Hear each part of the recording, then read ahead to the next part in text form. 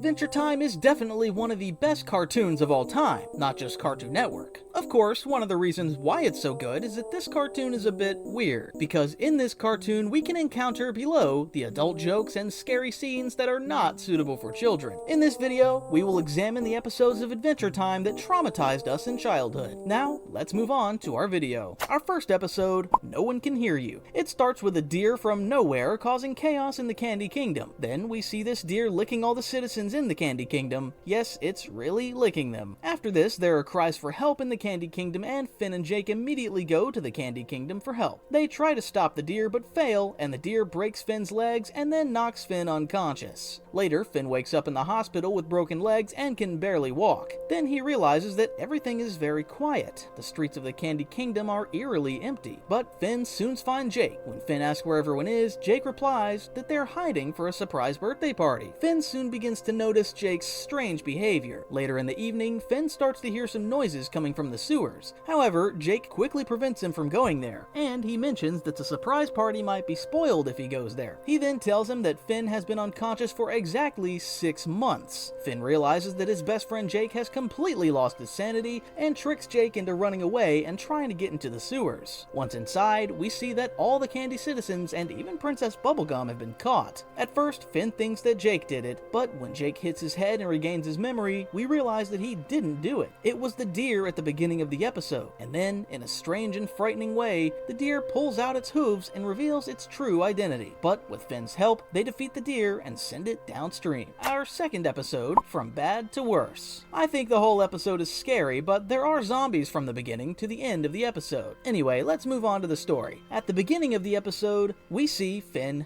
Jake, Lady Rainicorn, and Lumpy Space Princess running away from the zombies. Then they meet Princess Bubblegum, and she mentions that it's all because of her. While they're in the lab testing the sugar zombie samples, Cinnamon Bun walks in and says he's hungry, but Princess Bubblegum doesn't seem to care. Seeing this, Cinnamon Bun, out of hunger, eats the sugar zombie in the lab and turns into a zombie, then attacks Princess Bubblegum. Princess Bubblegum manages to escape, but Cinnamon Bun spreads the virus to all the Candy people. Finally, while Princess Bubblegum and Finn are talking, zombies come to their location and Princess Bubblegum turns into a zombie. Before she can be captured, she leaves them the formula and turns into a zombie. And the tuberous Lumpy Space Princess sets up a barricade there. Meanwhile, Finn throws 2 rainbows and tries to make Lumpy Space Princess find the formula. Meanwhile, the mouse named Science is trying to tell them something, but they think he's dancing. How naive they are, right? Then they start testing their formulas on the zombies one by one. Finn tries his own formula first, but guess what? It doesn't work. What's more, not only does it not work, it gives the zombies wings and mutates them. The zombies transfer the wing trait to each other by biting each other. Starchy, who's up there, feels safe, but a flying zombie catches him and takes him away. Oh, Starchy, luck has not smiled on you. Then Lumpy Space Princess tries her own formula, but it too fails. Then Jake tries it, but his formula fails too. What's more, Jake's formula gives the zombies an even worse trait. It turns them into undead zombies, making them stronger and able to easily break through obstacles. Then they escape from the lab. Jake and Lady Rainicorn also turn into zombies. Finally, the mouse named Science and Finn get trapped. Finn remembers what Princess Bubblegum told him before he turned into a zombie, so he takes off Science's vest and enlists her help in making an antidote. Finn covers himself in the antidote and dives into the zombies. At the end of the episode, everyone is saved, but Science, the lab rat, gets the medal. Our third episode, another 5 more short graybles. The episode starts normally with a character called Cuber. This part is not very important because it's just a story. It's empty and it's not worth telling. Now let's get to the part I really need to tell. Cinnamon Bun can't sleep at first because he can't find his nightlight that he needs to sleep. So he gets angry and runs away. From there, he jumps over the bushes, rolls over and yells "It's too bright" to Lemon Grab 2. The Lemon Count then throws a lemon at him and Cinnamon Bun eats it. So far, nothing interesting, but now we come to the main events. Lemon Grab 1 and Lemon Grab 2 quietly start to play with Lemon Baby, but they both have opposite wishes. One says the baby should sleep, the other says the baby should dance, and they start to argue. Just as Lemon Grab 2 puts the doll to sleep, Lemon Grab 1 starts to make him dance, which drives Lemon Grab 2 crazy. Lemon Grab 2 tells Lemon Grab 1 to stop, but Lemon Grab 1 has no intention of stopping. When Lemon Grab 1 uses the doll to tell Lemon Grab 2, "We hate you," Lemon Grab 2 is enraged and attacks Lemon Grab 1. The doll falls to the ground. This makes Lemon Grab 1 even more mad, and he starts eating Lemon Grab 2 alive. Yes, indeed, Lemon Grab 1 is eating Lemon Grab 2 alive. If you made make this scene a little darker in your mind, you realize how scary it is, especially when you think that you witnessed such an event as a small child in the middle of the night. It will not be easy to sleep that night. Our fourth episode, The Creeps. Early in the episode, Finn and Jake head to a castle for a mysterious party in stormy weather. The weather is so stormy that Jake's umbrella opens. When they arrive at the castle, they are greeted by a box called Wear Me, which contains 2 different masks. When they enter the castle, they see that Cinnamon Bun, BMO, and Lumpy Space Princess, and Princess Bubblegum are also there. When Finn asks who the owner of the party is, Princess Bubblegum says that no one knows. Meanwhile, Cinnamon gets up and looks at the painting after being rejected by the Lumpy Space Princess. Princess Bubblegum realizes that Cinnamon Bun has a note on his back. However, no one at the party has stuck this note on Cinnamon Bun's back. The note reads, "Honored guest, I am your host. By the time you finish reading this, I will have possessed one of you, and with this body, I will kill everyone in the house." Cinnamon Bun tries to panic and run away, but only his bones remain. Finn interprets the incident as fake and imitating the events of Mystery Train. The group then tries to find out who the killer is. BMO starts to check who has a ghost in them with a ghost detector, but it turns out that a detector is not actually a ghost detector, but a camera. Finn suggests that BMO and Jake look downstairs and the rest of them upstairs. However, BMO soon disappears and is kidnapped by ghosts. Jake rushes outside in fear. When Finn and Jake meet up, Lumpy Space Princess starts screaming and they realize that the toilet is full. She's also screaming because she's pooping, which is really disgusting. Lumpy Space Princess goes into a room because she's hungry but can't find any food. Finn says that the ghost is still among them and starts asking the group questions, which everyone answers correctly. Jake thinks Princess Bubblegum is a ghost and tries to tie her up, but suddenly the ghost appears and Princess Bubblegum melts. Meanwhile, the ghost traps Lumpy Space Princess inside a painting. Seeing this, Jake and Finn try to escape, but they fall down the stairs, seriously injuring Jake and slowing him down. Finn is able to escape, but Jake is caught by the ghost because he's slow. Finn sees a ghost appear behind him. Keep this in mind. Finn tries to escape by breaking the wall, but the ghost appears just as he's cornered. The ghost reveals that it is Jake and Lady Rainicorn, and that they've tricked Finn for the second time. If you remember, Finn asked Jake about the ghost, but Jake has no idea about it. The castle is indeed haunted. Where this ghost comes from and whose ghost it is